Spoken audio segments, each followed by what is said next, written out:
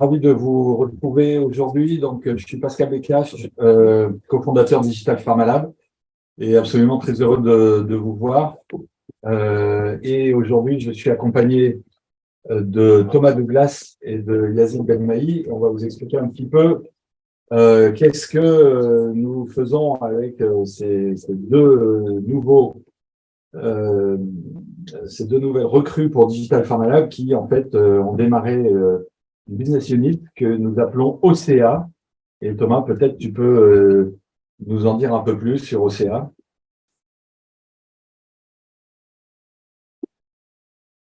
Oui, merci Pascal. Alors, on va rentrer dans le vif du sujet en même temps qu'on sort les slides. Mais déjà, merci de vous être connecté pour prendre le temps de parler d'OCA. OCA, c'est une réponse à un vrai enjeu qu'on a sorti dans le marché de la santé, dans l'industrie et dans l'univers de la santé, qui est de mieux répondre aux attentes des professionnels de santé et des patients. Et ça passe au-delà des innovations et des super solutions qu'on peut proposer par une nouvelle forme d'organisation, des nouvelles méthodes, des nouvelles manières de travailler aussi pour construire des expériences, on va y revenir, sans couture et qui répondent pleinement aux besoins des professionnels de santé et des patients.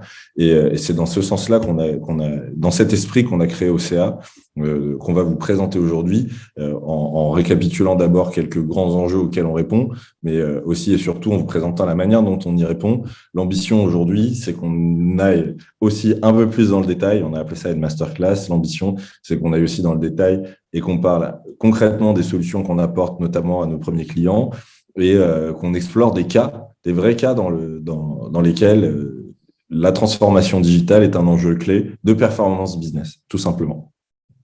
Voilà, Pascal, avant qu'on rentre dans le vif du sujet, je ne sais pas si tu voulais rajouter quelque chose ou Yazid, sinon on va aller dedans. Et puis, je vous invite à lever la main ou à poser des questions dans le chat à tout moment. Et on a gardé du temps pour les échanges dans tous les cas. Je pense qu'on peut y aller directement.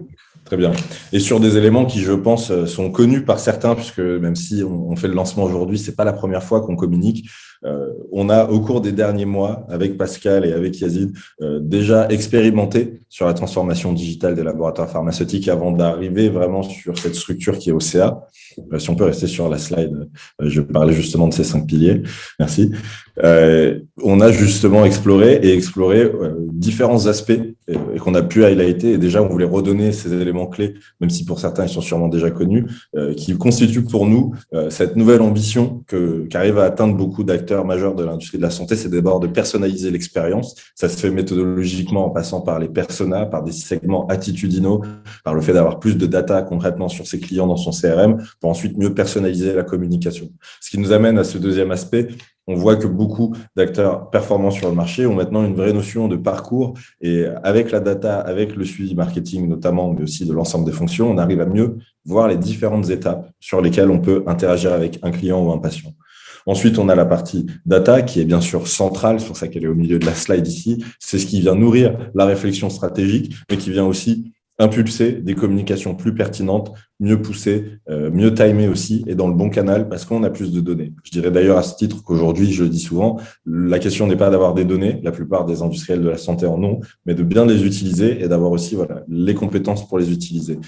Une structure adaptée aussi, bien entendu, c'est pas qu'une question de méthodologie, mais une structure qui s'adapte aussi à ces nouvelles ambitions où concrètement on peut travailler à plusieurs fonctions sur un sujet client, avoir l'historique, le suivi. Bon, c'est un CRM, c'est un dashboard, c'est un data lake, tout ça de manière assez tenue avec une certaine hygiène. Et puis notre facteur X dans lequel on peut rentrer plus profondément d'abord, c'est le modèle organisationnel. Je vois la slide suivante s'il vous plaît. Dans le modèle organisationnel, on a pour nous l'élément clé, le facteur clé, qui va permettre à une entité de réussir l'ensemble des autres piliers qui ont été vus précédemment. Alors, pour s'arrêter dessus 2 secondes, si on peut aller à la slide suivante, s'il vous plaît. On a déjà identifié aussi que face à ces enjeux de transformation digitale, on a plusieurs manières d'y répondre, et je voulais juste m'arrêter 2 secondes là-dessus. On fait chez OCA de la transformation digitale avec une vraie approche aussi de change management, de conduite du changement, pour le dire en français. Et on croit vraiment que c'est aussi trouver la bonne organisation pour absorber aussi ce choc qu'est la transformation digitale et les nouvelles attentes. Et donc, du coup, face à cela, on a différents modèles qui se dessinent. On a d'abord le modèle plutôt centré sur le marketing, c'est-à-dire des organisations qui vont considérer que la transformation omnicanal, c'est d'abord, et dans l'utilisation de la donnée, un sujet de marketing, bien entendu coordonné avec différentes autres fonctions, que ce soit le médical ou le commercial. Maintenant, c'est vrai que par rapport au marketing, on a en main les infrastructures, les outils et la data pour coordonner une vraie structure de cette manière. Néanmoins, ça pose des soucis de la cross-fonctionnalité, terme qu'on entend souvent, et c'est bien entendu un enjeu aussi d'embarquer les autres fonctions. Donc, on a le modèle omnicanal as a service. Omnichannel as a service, c'est quand il y a un service digital avec des marketeurs digitaux, des coachs digitaux, des digital partners ou omnichannel partners qui viennent conseiller les marques, que ce soit donc du coup sur l'aspect commercial ou marketing, mais qui vont avoir tendance à centraliser ces process de l'omnicanalité au sein d'un sujet CRM ou IT plus global. Et puis on a le modèle par l'aval, field force centric, où on a aussi le siège et le médical qui équipent largement et qui augmente l'expérience fournie par le délégué commercial, le délégué de terrain, en lui fournissant plus de contenu sur l'iPad, en lui permettant d'envoyer des meilleurs emails et en lui permettant vraiment de faire un travail cousu main, mais qui est commercial à la base. C'est sur ces itérations qu'on voit aussi les facteurs clés de succès. Et je voulais vraiment insister là-dessus chez OCA. Un des vrais learnings pour nous, c'est que on peut avoir un super CRM, on peut même avoir des personas ou une méthodologie de création de campagne, mais une organisation qui a réellement pris le pli de fonctionner en utilisant la data et en étant plus cross-fonctionnel, c'est selon nous le facteur X. C'est déjà un premier learning, mais c'est tout un ensemble de zones qu'on a explorées et qui nous ont amené, si on peut passer à la slide suivante, s'il vous plaît, qui nous ont amené justement à penser une sorte de parcours de maturité de nos clients. Donc, on voit aussi qu'on fonctionne très peu en one-shot. Vous allez voir nos offres dans quelques instants. Mais finalement, avec ces différentes explorations des champs de travaux un peu dans l'omnicanalité, on a pu voir qu'on avait ici une dynamique où on a plusieurs acteurs qui vont vers une forme enviable de modèle omnicanal. On l'appelle souvent omnichannel powerhouse ou une sorte de machine omnichannel engine aussi. Ce sont des termes des anglicismes qui permettent souvent de décrire finalement une plateforme qui arriverait à pousser le bon contenu au bon moment à travers le bon canal et à la bonne cible. Pour y arriver, on a tout un tas d'étapes et ces étapes, elles ressemblent assez vivement à ce qui se joue dans d'autres champs. Et on aime beaucoup utiliser l'analogie ici des voitures autonomes. Pour arriver à une voiture autonome qui embarque la technologie, qui arrive à accéder à la data, qui a une connectivité parfaite, qui a aussi tout le contexte réglementaire qui va avec pour lui permettre de rouler, on a différentes étapes. On est parti d'une voiture sans technologie et petit à petit, parce qu'on y ajoute de la technologie, on peut les rendre plus performantes, on peut accéder à des nouveaux stades réglementaires, on peut débloquer des nouvelles situations. On a aussi la maturité de la technologie qui doit avancer avec le temps pour permettre à ces véhicules d'atteindre leur pleine ambition. Et on voit qu'on est obligé d'avoir, compte tenu de cette analogie, une approche step by step. On ne peut pas avoir une voiture complètement autonome si le réglementaire, mais aussi l'environnement et toutes ces choses-là ne sont pas là. Et c'est la même chose pour les modèles omnicanaux. La plateforme qui envoie le bon contenu au bon canal, dans le bon canal à la bonne cible, elle doit intégrer de l'IA, mais pour ce faire, il faut déjà que cette IA puisse accéder à des contenus qui sont rangés peut-être selon les personnages, justement, selon les phases du customer journey. Il faut donc pour ça avoir aussi construit du modular content. Et donc, on voit que c'est un ensemble d'imbriquements d'échelle de maturité digitale, mais qui amène aussi à construire cette fusée, cette omnichannel engine. Et on pense souvent que la première clé, et beaucoup de nos clients en sont encore là, c'est la consistency. Ce serait finalement aussi faire en sorte que, comme pour la voiture autonome, on ait un marquage au sol uniforme, de la connectivité partout, des routes aussi en bon état, et voilà, tout ça pour ne pas faire bugger le système. De la même manière, la première étape pour se mettre en route vers cet omnichannel powerhouse, qui est aussi ce qu'on appelle souvent un customer data platform, qui va à la fois collecter les datas, toutes les datas, l'analyser et pousser le bon contenu, dans le bon canal au bon moment et à la bonne cible. Il faut avoir déjà créé toute cette structure méthodologique et l'organisation qui va avec. Et c'est cette consistency pour nous qui est clé. Consistency dans les KPI, consistency dans les personas, dans leur modèle en tout cas, et consistency dans le customer journey, donc dans la manière dont on crée les parcours clients. Si on peut passer à la slide suivante, s'il vous plaît. Justement, c'est fort de ces constats qu'on a décidé de créer OCA. Si on peut passer à la slide suivante, s'il vous plaît. Alors, voilà, merci. Par rapport à OCA, simplement déjà vous donner le rationnel derrière ce naming. Omnichannel Engagement Agency, on est vraiment sur cette transformation omnicanal avec l'idée de fonctionner aussi avec une expertise qui est celle d'une agence qui accompagne sous toutes ses formes dans l'inspiration, dans le coaching, dans la régie et dans tous ces aspects, les industriels de la santé, mais pas que, dans leur transformation omnicanal pour vraiment atteindre cette expérience sans couture et que ce soit présenté, donc, comme dans l'analogie présentée avant, voilà, vers une omnichannel powerhouse ou de toute façon pour trouver son modèle de customer engagement aujourd'hui sans couture, qui imbrique toutes les fonctions, qui fonctionne aussi de manière optimisatrice par rapport au contenu. C'est notre ambition et on l'a formulée selon une structure. Vous allez voir nos offres dans quelques instants. Si vous pouvez passer à la slide suivante, s'il vous plaît. On a justement, fort de ces constats, distingué deux grands piliers dans notre approche auprès de nos clients. Et ce que vous voyez ici, aujourd'hui, c'est la manière dont on structure nos offres chez OCA, après plusieurs expérimentations auprès de plusieurs clients, qu'ils soient filiales, régions ou globales, dans le domaine de la santé, surtout des laboratoires pharmaceutiques. Un vrai aspect transformationnel, puisque oui, il y a encore du multicanal à l'omnicanal, des organisations qui sautent le pas et qui décident de trouver leur modèle. Et nous, on est là pour accompagner nos clients sur cet aspect-là. Je dirais, in fine, c'est de trouver son modèle omnicanal qui comprend une méthodologie de création des campagnes, mais aussi un modèle organisationnel. J'entends ici les rôles et les responsabilités, les postes qu'il nous faut, les équipes qu'il nous faut aussi pour répondre à cette ambition. Et donc, ça se fait aussi avec de la culturation graduelle d'abord, en général, que ce soit en séminaire ou auprès du board, mais aussi avec des audits de situation.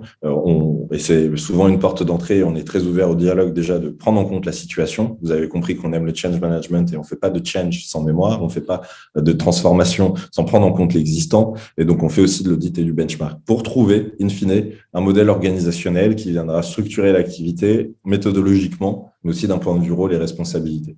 Et souvent, à l'issue de cette transformation, et ça nous tenait à cœur, on se voit aussi comme des experts du doing, et on espère aussi, et on le fait déjà, accompagner nos clients dans l'excellence opérationnelle, c'est-à-dire réellement délivrer ce qu'il y a derrière ce modèle omnicanal de la meilleure manière possible, en formant d'ailleurs les équipes, puisque souvent, derrière la transformation, il y a des changements de rôle et de responsabilités. Donc aussi, il y a des besoins d'embarquer les gens vers des nouvelles missions. Et donc, on forme. On est formateurs, beaucoup de formateurs dans l'équipe. On vient aussi réimplémenter toute cette nouvelle transformation dans l'infrastructure, dans le CRM, dans la base de données.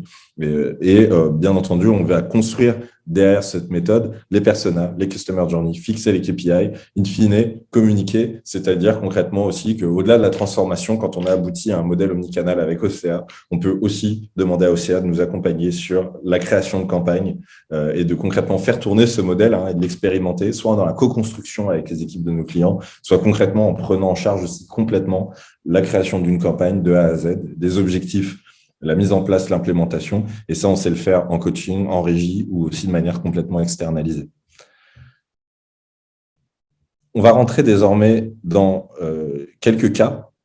Et je vais aussi avancer assez vite parce que comme ça, on pourra rééchanger dessus. Mais restons sur cette slide, merci. On va vous présenter maintenant quelques cas qui vous illustrent aussi concrètement ce que ça donne réalisé auprès de nos clients. Quelques cas d'études sur lesquels on est venu intervenir. Et vous allez voir que ce n'est pas l'ensemble de notre offre en général, même si ça va souvent s'imbriquer, s'encapsuler. Ici, on était donc, et on essaiera de garder la plus grande confidentialité par rapport aux clients en question. Néanmoins, vous verrez qu'il y a des dynamiques et des exercices qui vous sont communs. De toute façon, on le sait d'un laboratoire à un autre, que ce soit des brand plans, des plans d'action, des brand value plans. Voilà. Et donc, cet exercice annuel de marketeurs, mais aussi des équipes terrain, de construire un plan d'action, on a pour un client accompagné l'ambition de créer un plan d'action qui était drivé par la data. Et donc, de concrètement utiliser les datas disponibles, puisqu'il y avait le constat qu'il y avait de la donnée, mais qu'elle n'inspirait pas assez en termes de personnalisation, les actions qui étaient planifiées chaque année. Et donc, on a eu ce travail d'abord d'intégrer la donnée, d'aller la chercher et de la réintégrer dans la réflexion stratégique, puisque on voyait qu'il y avait bien entendu une méthodologie stratégique, mais qu'elle ne se liait pas assez aux données. Et donc, de proposer un training déjà par rapport à cette lecture des données, mais aussi de voir comment on pouvait intégrer ces données dans les plans d'action, donc à l'aide de workshops, mais aussi du travail en chambre de notre part, de consulter la donnée disponible, de voir comment on pouvait aligner des nouvelles parties prenantes pour aller inspirer cette création de plans d'action sans ralentir l'agenda de nos clients qui était de délivrer, comme à chaque période de l'année, ces plans d'action, mais d'intégrer un volet data. Et donc, ça s'est fait par la co-conception d'un nouveau modèle, aussi avec une nouvelle structure, des nouvelles parties enrichies dans ces documents-là, mais avec aussi des propositions de process de suivi pour réellement mettre en action ces plans, puisqu'on le sait, et je pense que vous le savez aussi souvent, on fait des plans d'action annuels comme ça, on n'y revient pas forcément, mais on pense que s'ils sont designés avec de la donnée, ils viennent aussi nourrir réellement les actions et donc on a pu travailler avec une équipe marque notamment pour faire un MVP de plan d'action revisité. Donc c'est un changement graduel où là, on va changer quand même un exercice stratégique annuel de nos clients, mais en intégrant petit à petit, en move the needle, comme on dit, petit à petit aussi, et on est capable de venir finement sans ralentir la timeline business, intégrer cette réflexion stratégique par rapport à la data. Si on peut passer à la slide suivante, s'il vous plaît. Quelques points juste pour en revenir donc après par rapport à cette situation. Ça s'est fait avec un ensemble de livrables, bien entendu, du rapport d'étonnement lié à notre observation, plusieurs workshops cross-fonctionnels avec le terrain et le marketing. Et puis, concrètement, on l'a fait aussi en adoptant et en faisant atterrir quelques données méthodologiques qui venaient aussi de l'échelon supérieur, ici régional, pour réellement arriver à créer des plans d'action qui utilisaient la data, mais aussi s'inscrivaient dans une dynamique plus globale, dans une méthodologie qui était poussée et harmonisée un peu plus au niveau régional pour cette filiale de laboratoire pharmaceutique. Et en 3 mois, arriver à concrètement un plan d'action avec le RACI qui va derrière, la roadmap, les KPI fixés, ou en tout cas les moyens de se fixer des KPI qui sont validés et qui font consensus en interne. C'est pas toujours facile.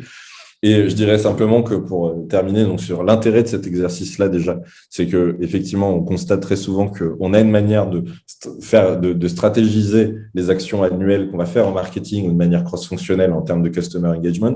Pour autant, on va pas toujours à ce moment-là de l'année venir prendre la data de manière rationnelle, réimpliquer les insights qu'on a dans la réflexion stratégique. Et donc, pour nous, les facteurs clés de succès, c'était d'abord d'aboutir à une sorte d'harmonie sur les datas et une sorte de consensus sur les datas qu'on allait lire, les KPI qu'on allait se fixer.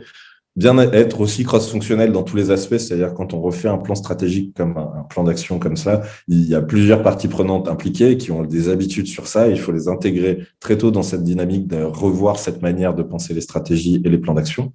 Et donc, c'est ce qu'on a fait avec beaucoup de consultations et c'est pour ça qu'on a une tendance à quasi s'internaliser, nous, dans la culture, parce qu'on s'immerge et on vient vraiment aussi inclure toutes les parties prenantes nécessaires. Avec un sponsoring fort aussi d'un point de vue leadership, c'est-à-dire qu'on n'est pas du tout dupe que quand on change des éléments structurants comme ça, on peut le faire qu'avec un aval managérial. C'est aussi quelque chose sur lequel on s'est beaucoup appuyé.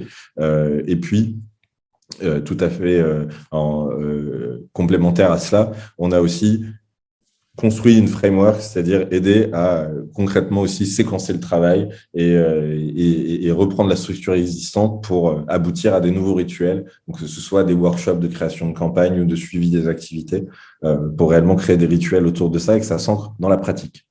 Donc ça, c'était un premier cas. Je vais passer rapidement, sauf s'il y a des interrogations majeures. Vous allez voir que les cas sont souvent très ancrés ensuite dans la réalité. On voulait aujourd'hui vous montrer que au-delà de ces grands mots de transformation, on rentre vraiment dans le détail et on essaie de concrètement avoir un impact sur les actions quotidiennes. Deuxième cas donc de transformation. Ici, c'était sur la création de consistent leverageable personas. Je le dis en anglais parce qu'on a ce terme de consistency qui est clé. Et je vais faire un mini détour ici pour donner un parti pris de conseil de notre part. On pense très souvent, nous, qu'il est plus intéressant d'avoir un format de persona qui est type, c'est-à-dire que même si chaque marque va avoir ses personas, bien entendu, donc ses segments attitudinaux, dans la forme et donc dans la typologie de données qu'on va mettre dedans, on considère que c'est important d'avoir une consistency, donc une homogénéisation, c'est-à-dire que demain, vous l'avez vu, ça vient s'imbriquer comme premier étage d'une fusée sur laquelle demain, vous allez créer probablement du modular content, du contenu modulaire. Donc, c'est des blocs de contenu sur lesquels on va justement mettre des étiquettes dans une base de données en disant ce contenu, il est pour tel persona à tel moment de son parcours. Et c'est ce qui fait que demain, une intelligence artificielle peut venir le lire et aussi prendre le bon contenu pour le pousser au bon endroit, au bon moment. Et donc, il faut que tout le monde utilise les mêmes étiquettes, si vous voulez, et que derrière ces étiquettes, on mette les mêmes réalités. Ce qui amène à avoir un plan de persona ou un concept de persona qui est commun. pour collecter les bonnes données finalement et les ranger au bon endroit. Et donc, c'est ce qu'on a proposé à nos clients, c'est-à-dire de construire concrètement des personas, mais surtout d'aboutir à d'abord un modèle adaptable à toutes les marques ensuite au sein de l'organisation pour construire du contenu ensuite basé sur ces personas. On l'a fait avec une approche qui est de créer un standard minimal, puisque bien entendu, souvent dans les marques, on a différentes manières de voir, on a aussi différents niveaux de maturité digitale. Et donc, on s'est dit, on ne va pas imposer un modèle ambitieux à tout le monde qui serait contraignant, mais bien un standard minimal auquel toutes les marques doivent doivent y arriver et ensuite doivent pouvoir construire dessus. Et si des marques sont plus avancées, elles peuvent le faire, bien entendu. Si on peut passer sur la slide suivante, s'il vous plaît. Pour en redire un mot aussi sur les facteurs clés de succès ici, on a misé sur un fort aspect méthodologique et avec une branche formation sur laquelle je reviendrai après, puisqu'on a vraiment proposé une formation complète là-dessus. C'était cette double approche du training, mais aussi surtout, et c'est là-dessus que je me concentre ici, de la conception d'une méthodologie qui s'appelait One Campaign et ROX qui en était la formation qui allait avec. ROX pour Raising Omnichannel Knowledge and Skills chez un client. C'était au niveau régional. Et pour ce client, on a donc, au niveau de toutes les marques et au niveau de toutes les régions, construit un modèle homogène de persona et de parcours client appliqué dans toutes les filiales et dans toutes les marques. Ce qui est une transformation assez énorme, mais qui a ouvert la voie derrière à une construction d'une fusée plus grosse aussi. Vous voyez, sur plusieurs années de transformation, avec la formation qui allait avec, les itérations aussi sur les personas qui ont eu quand même le temps d'un long débat pour être adoptés et d'être adoptés d'une manière homogène, mais vraiment avec ce côté minimum standard, dans tous les cas, qui ouvre la voie aussi à une plus grande maturité pour les filiales et ou selon les marques. Là aussi, la clé, je dirais, c'est des personas deviennent réels. C'est une première facteur clé de succès quand ces personas, on les met dans les CRM et qu'on qualifie la base de clients sur la base de ces personas, ce qui a été fait. On a eu un vrai effort méthodologique aussi de formation avec jusqu'à 2 à 3 jours de formation par équipe et par marque dans chaque filiale. Donc, c'est aussi pour ça que ça prend du temps, mais c'est vraiment une approche ambitieuse pour le coup qui a été donnée là et avec une vraie approche globale, locale, région et locale, où on a eu une approche de toute façon train the trainer, où on a formé les filiales aussi pour qu'elles adoptent la démarche, mais qu'elles puissent l'amender et l'adapter à leur contexte, bien entendu. Et si on peut passer à la dernière slide, comme ça on aura largement le temps pour les échanges et revenir sur les cas. On a encore 2 cas à vous présenter, je vais assez vite dessus pour vous laisser réagir. On a aussi ici, plutôt dans l'aspect Delivery Excellence, montré qu'on était en mesure de concrètement prendre un modèle omnicanal existant et de délivrer une campagne concrètement pour une marque qui avait un trou dans son staffing, qui manquait de ressources, mais qui avait besoin de se greffer à ce modèle omnicanal, répondre à ses standards internes pour construire une nouvelle campagne qui a impliqué, et c'était aussi l'aspect innovant, comme je le disais, nous, quand on fait du delivery, on essaye aussi d'apporter une forme d'innovation ou d'excellence, et donc on a amené cette vision third parties, utilisation des réseaux sociaux, on a voulu pousser la porte de l'influence, on a aussi voulu, pour certains diraient, pimper la campagne. Notre but, c'était vraiment de faire une campagne qui était un best case, et en général aussi, voilà, au-delà du modèle omnicanal dans lequel on s'immerge et qu'on peut s'approprier, on a une vraie vision aussi de le pousser et de challenger par l'action. Et donc, si on passe à la slide suivante, s'il vous plaît, vous allez voir que on a eu plusieurs éléments clés selon nous qui ont permis de faire de cette collaboration un succès. C'était déjà cette complète imbrication dans l'équipe marketing et fonctionner comme si on était dans l'équipe marketing, tout en apportant aussi des ressources et du conseil supplémentaire. Et donc, notamment, de vouloir faire de cette campagne un base case avec cette ambition-là, donc que ce soit par l'inclusion de l'influence, des aspects environnementaux, et voilà. Et je dirais que d'une manière générale, sur les campagnes dans lesquelles on a pu s'impliquer, on a pu soit prendre par des bouts comme ça innovants, soit venir sur des sujets de réflexion d'influence, des sujets aussi de campagne environnementale, mais on cherche toujours aussi à rester les meilleurs dans l'omnicanal aussi parce qu'on cherche à avoir les meilleurs cases. Et donc, du coup, en termes de livrables, on a défini le plan de la campagne omnicanal. On a pu en définir les objectifs, définir les personas, co-construire les personas et aussi le parcours qui allait derrière avec les différentes phases de testing, de développement et de mise en place.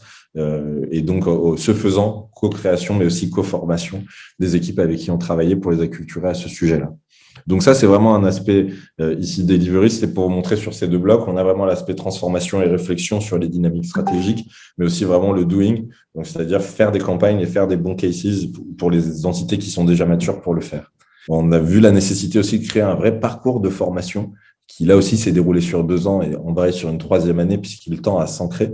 Moi, je le recommande vraiment. Finalement, je dirais qu'on a vraiment dans les laboratoires pharmaceutiques cette culture de former le terrain et très peu le marketing. Or, le marketing aujourd'hui, avec l'omnicanal, a un vrai enjeu et on voit que les clients qui prennent le sujet à bras-le-corps en se disant il faut se former au digital, donc déjà marketing automation, à l'A/B testing, à la création de campagnes de mail, savoir lire aussi ses résultats et savoir lire les KPIs digitaux, et puis aussi penser ces campagnes de manière digital, donc qui mélange physique et digital ou hybride si vous le préférez. Et donc ça s'apprend. Et donc on a créé une plateforme de formation et un programme de formation qui mêle des vidéos qui servent de sommaire, enfin comment dire, de résumé et de refresher pour les esprits, 2 à 3 jours de formation en présentiel selon les pays, c'était encore dans ce contexte européen, et aussi du serious game avec une simulation, donc une plateforme qui simule un marché sur lequel on déploie une campagne et on voit les résultats en direct et on peut itérer sur cette campagne. Donc vraiment, le but, au-delà de ce projet que vous comprendrez, que j'affectionne parce qu'il était ambitieux, c'était de dire qu'il y a une ambition de formation des marketeurs et que c'est à la fois une facteur clé de succès, mais c'est une vraie garantie business selon moi aujourd'hui, au-delà de le terrain qui peut apprendre comment utiliser des iPads, comment envoyer des emails, c'est des choses qui sont pas si loin de leurs compétences. En revanche, il y a une technicité aujourd'hui dans le marketing, dans l'industrie pharmaceutique, qui appelle aussi des nécessités de formation ou de coaching. On comprend qu'on n'a pas toujours le temps de se former quand on est marketeur en labo. Et c'est aussi pour ça qu'on apprend en faisant et qu'on peut faire de la formation dans des temps dédiés, mais aussi de la formation en faisant. Et dans tous les cas, dans la dynamique de ROX aussi, on est rentré dans cette dynamique de drill. J'en profite pour faire ce message sur la formation. C'est jamais avec un séminaire ou une journée qu'on change les pratiques. Et donc, on encourage aussi beaucoup les activités régulières, le coaching, ce qu'on appelle le drill dans d'autres formations. Et donc, du coup, on a aussi cette vision de pratiquer régulièrement et de s'exercer. Et de le faire dans le quotidien de son travail, c'est encore mieux, c'est plus optimisateur. Voilà, donc ça c'était sur un aspect où vous pouvez voir ce qu'on propose aujourd'hui chez OCA et aussi quelques cas concrets sur lesquels ça s'est appliqué. Yazid va désormais aussi répondre à un enjeu sur lequel on est très souvent interrogé, c'est une fois qu'on a mis en place tout ça, comment on en mesure l'impact et quel impact ça a. Donc Yazid, je vais te laisser poursuivre là-dessus et nous en dire plus. Super. Merci Thomas. Donc, petite introduction. Donc, Yazid, donc, je suis consultant CX. En fait, j'accompagne les clients dans le design, la mise en implémentation et aussi le follow-up, d'une stratégie omnicanal. Justement, Thomas, au cours de mes rencontres avec les clients, il y a une question qui revient souvent. Donc, quel est l'impact d'une stratégie omnicanal sur le ROI? Peut-on la mesurer directement ou quels sont les KPI? Et bien sûr, la réponse est oui.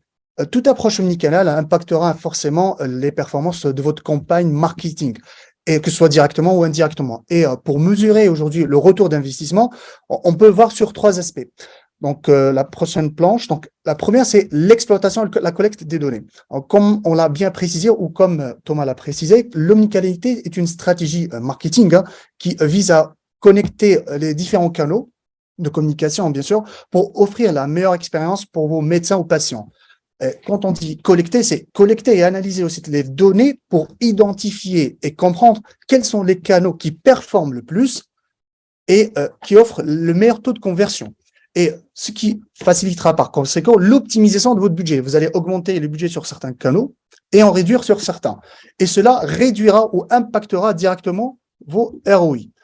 Le deuxième aspect, c'est l'optimisation de la valeur de vie de client, ce qu'on appelle le Customer Lifetime Value. En fait, c'est une notion d'optimisation de la valeur du client et est un concept qui, dans le marketing omnicanal, consiste à maximiser la valeur que chaque client apporte à votre entreprise sur toute la durée de sa relation. Dans le growth marketing, on appelle ça un petit peu le growth loop management. En fait, c'est la capacité de votre médecin ou patient à générer de la valeur, que ce soit les interactions, le partage de contenu, le téléchargement de e-book, à chaque interaction. Et en pratique, vous allez dépenser moins à faire convertir ou à retenir votre médecin ou patient sur un de vos leviers. Et ce qui passera effectivement d'un poste de lead à un mode d'ambassadeur. Le troisième aspect, c'est le taux de conversion ou de rétention. Alors, connaître son buyer persona et ses points de frustration, ses besoins aussi, permet également de contribuer à améliorer la rétention et la fidélisation. En lui offrant, comme Thomas l'a bien expliqué, une expérience transparente, cohérente, mais aussi qualitative. Ce qui se traduira notamment par une augmentation de vos ventes ou de vos conversions. Et quand on parle de performance, on évoque systématiquement les KPI. Alors, et pour ce webinaire, il était pour nous une évidence de partager certains benchmarks de KPI sur deux leviers qui sont les plus utilisés par l'industrie pharmaceutique, à savoir le site web, mais aussi l'email. Alors, pour le site web, aujourd'hui, donc ce que vous voyez devant vous, donc c'est pas une liste exhaustive de toutes les métriques, mais ce que vous avez là, c'est les métriques les plus importantes ou les plus parlantes pour un site web. On commencera par le nombre de visites. Alors, le nombre de visites, il n'y a pas une métrique standard. Aujourd'hui, le nombre de visites dépend de votre contenu. Est-ce que c'est un site vitrine, un site de lead generation, ou c'est un site effectivement de one page? Ça dépend aussi de vos pages piliers. Alors, c'est quoi des pages piliers? C'est en relation avec vos rubriques, le nombre de produits, le nombre de aires thérapeutiques, mais aussi sur le profil de votre audience. Un profil de médecin qui est en consultation aura tendance à faire des recherches sur le net durant la journée. Contrairement à un chirurgien, il passe ses journées dans le bloc. Donc, la visite sur votre site n'est pas de la même fréquence, ce ne sera pas de la même fréquence. Et aussi, ce qu'on appelle le nombre de trafic ou le nombre de sources de trafic. En fait, c'est simple, la diversification du nombre de sources de trafic augmentera les performances en termes de visibilité, mais aussi de conversion.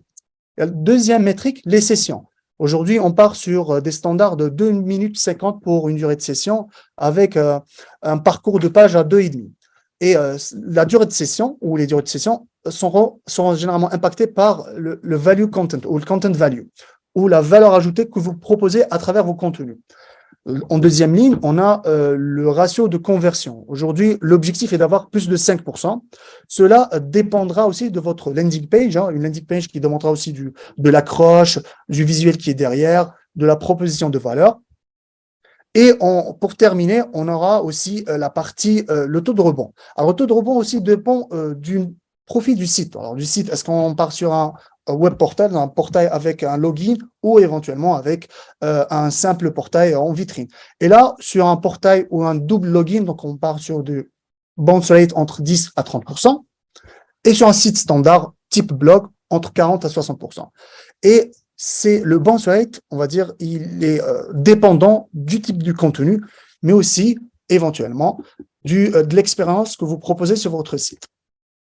Deuxième KPI, les emails. Alors, sur les emails, j'entends par là le HQ email, le corporate email et newsletter. Donc, je ne prends pas en considération ce qui est approved email ou les RT. Sur la partie KPI email, on aura 6 métriques. On a l'open rate, donc le taux d'ouverture. L'objectif, il doit être supérieur à 20%.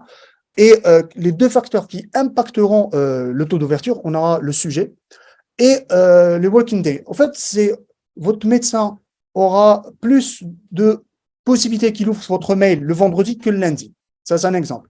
Le CTR, donc le taux de clic. L'objectif est de partir sur du 2,5. Et le taux de clic dépend généralement de la personnalisation du contenu, mais aussi de l'expérience que vous proposez. Et ce qu'il y a derrière, c'est la valeur UVP, le Unique Value Proposition, qui est derrière votre contenu. En deuxième ligne, on a les taux de conversion. Alors, le taux de conversion, l'objectif doit être supérieur à 15%. Et ce qui dépend du taux de conversion, c'est les CTA, le call of action. Donc là, un call of action killer où la proposition elle est bien mentionnée, bien citée, etc. On a le churn rate qui est le taux de désabonnement, donc ils doivent être généralement inférieur à 17%, à 0,17% bien sûr, et qui dépend généralement de la fréquence, mais aussi du contenu lui-même. Les deux derniers paramètres, on a le hard bounce et le soft bounce. En fait, c'est le taux de rebond dur et soft. On part de paramètres de inférieur à 0,39% pour le hard bounce, qui dépend un petit peu de ce qu'on appelle de la distribution en liste. En fait, votre base de données doit être clean. Évitez les erreurs sur les adresses mail. Et le soft bounce dépend généralement des erreurs sur des serveurs qui sont temporaires ou généralement un médecin qui n'est pas disponible. Voilà en tout pour les KPI un petit peu des emails. On a d'autres KPI, on va dire, sur la partie newsletter, les paid media, sur la bannière publicitaire sur certains journaux.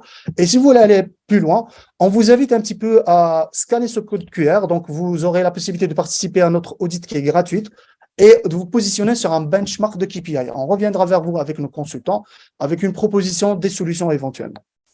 Thomas, si tu veux rajouter quelque chose. Merci Yazid, et je pense qu'on a peut-être le temps pour quelques questions. Simplement, voilà, on est ouvert à tous les échanges. Je pense que c'est important de les approfondir. Je vois qu'on a déjà peut-être des questions, donc je vous propose qu'on aille Thomas, directement Thomas, il y a dedans. quelques questions.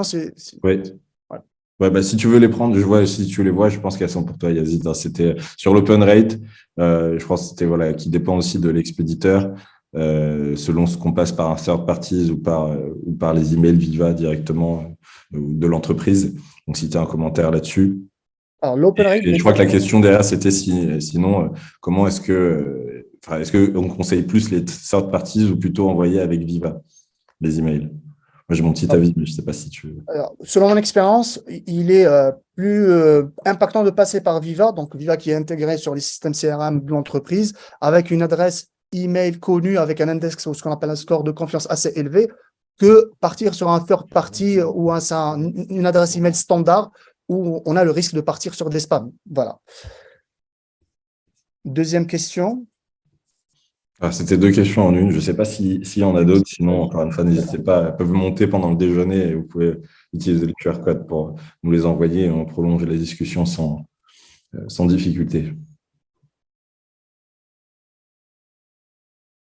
Très bien, bonne question et on en a parlé. Donc la question qu'on vient de recevoir, c'est qui doit piloter la stratégie omnicanal au niveau du laboratoire. C'est un sujet qu'on a abordé. Alors nous, on l'a abordé sous l'angle du facteur vraiment différenciant selon nous qu'on appelait le modèle organisationnel. Et dans ce modèle, en revanche, on invite tous nos clients à définir qui a le lead. Il y a effectivement un pilotage qui est nécessaire et c'est des projets, les campagnes omnicanal et il faut les piloter. On voit très souvent trois approches, comme j'avais dit. Soit souvent, on voit que c'est l'idée par le marketing, mais avec un vrai rôle de chef d'orchestre qui néanmoins utilise, et enfin, au-delà d'utiliser, fait vraiment résonner toutes les fonctions de l'entreprise autour de l'omnicanal, mais avec un lead qui est marketing. On voit aussi des approches où c'est plutôt un lead purement omnicanal, customer engagement, mais aussi voilà, IT, digital transformation, qui va venir coacher les fonctions médicales, marketing et commerciales. Et puis, on voit aussi un angle focus terrain, où c'est le plan d'action terrain qui va l'idée, mais où, in fine, on va devoir équiper le terrain grâce au marketing et avec les digital capabilities, et aussi le médical va aussi, bien entendu, avoir sa part. Donc, c'est sans beauté en touche, je vais dire après ma conviction personnelle, mais déjà, on voit on voit des bons et des mauvais cas dans les trois modèles que je viens de citer. Je dirais, après, à titre personnel, que je vois assez naturellement que c'est une appétence des marketeurs, notamment, qui devraient, s'ils avaient les skills, s'ils avaient la compréhension digitale, prendre le lead. Maintenant, je dirais qu'il y a aussi un autre échelon qu'on oublie très souvent, qui est au niveau du codir, de faire de l'omnicanalité, de cette transformation une priorité, de la garder comme priorité, de fixer des objectifs aussi par rapport à la satisfaction client, au customer engagement, et ce support-là, ce sponsoring-là, parfois, pour aussi pleinement prendre le sujet, peut parfois manquer. Mais le chef d'orchestre, le pilote dans l'avion ou dans la voiture, il peut être très différent selon les laboratoires. Mais je dirais, moi, je trouve assez pragmatiquement que ça tombe assez bien dans le rôle d'un chef de produit. Et ça, c'est pour le coup un parti pris. Et comme je disais, on a des clients chez qui ça ne se passe pas comme ça et pour autant, ça peut bien se passer. Je pense qu'il doit rester du temps pour encore au moins une question. On vous invite aussi à scanner le code QR. Donc, ça va vous permettre un petit peu de vous positionner sur ce qui se fait chez d'autres laboratoires en termes de stratégie omnicanal, de pilotage, de budget, de KPI aussi. Vous allez voir que vous avez un petit questionnaire intéressant et qu'à l'issue, vous avez une réponse. Alors, sur l'adaptation des campagnes, simplement parce que je vois qu'on a une dernière question qui est donc comment on accompagne aussi pour être dans l'adaptation des campagnes dans un temps court qui est celui du digital. Je dirais que notre réponse à ça déjà est de travailler dans la transformation même en profondeur, c'est-à-dire que accélérer son rythme de campagne, ça nécessite d'avoir un process de validation souvent qui est revu, mieux synchronisé, qui inclut mieux le réglementaire. On a des choses un peu sur étagère, donc c'est déjà ça vient avec la maturité. On dit déjà qu'on y répond rarement en un claquement de doigts sur une campagne, mais on vient travailler en profondeur pour améliorer ces process-là. Et puis aussi, c'est dans les habitudes, fixer des objectifs dès le départ, se mettre des checkpoints avant même qu'on ait lancé la campagne, de savoir qu'on va la revoir à telle date, et on prépositionne les ressources et le temps pour le faire au bout d'un mois, au bout de 3 semaines, faire un premier test sur un bout de sa base. on réévalue. Ensuite, on fait un deuxième lancement plus gros, on réévalue à telle date. On a plusieurs phases dans les campagnes, mais avant de lancer chaque autre phase, on a le temps de revoir.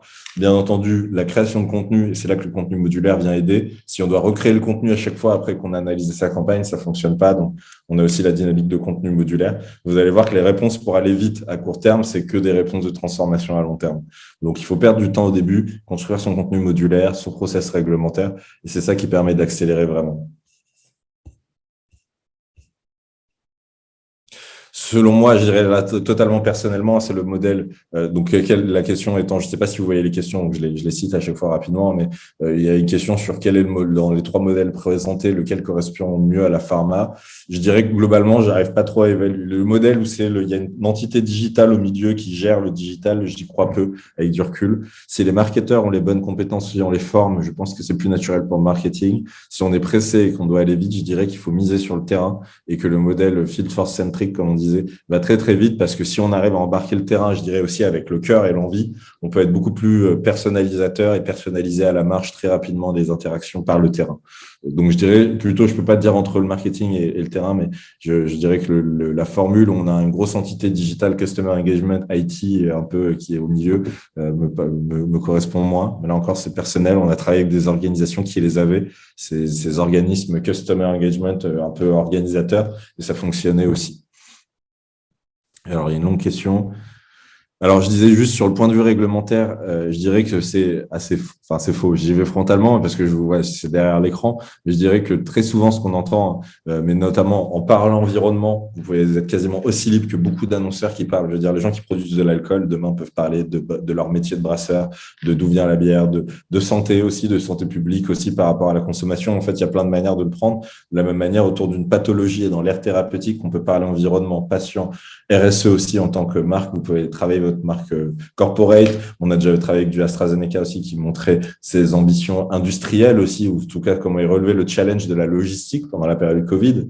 Donc, il y a plein de choses à raconter et qui vont au-delà du produit. C'est vrai qu'on est limité si on veut parler produit. Si on veut ouvrir et répondre aux besoins et aux questionnements des patients et des personnels de santé, on a plus de matière à discuter et créer du contenu, je dirais.